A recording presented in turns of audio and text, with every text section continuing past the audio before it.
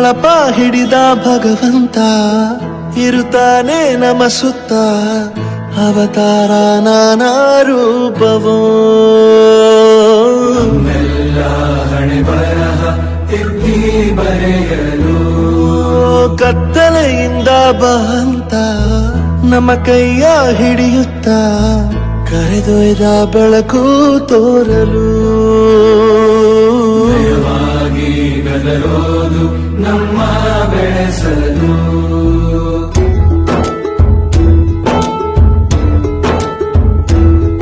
ಭಾಷೆ ಅಮೃತ ಕುಡಿಸೋ ತಾಯಾಗಿ ಭಾಷೆ ಅಮೃತ ಕುಡಿಸೋ ತಾಯಾಗಿ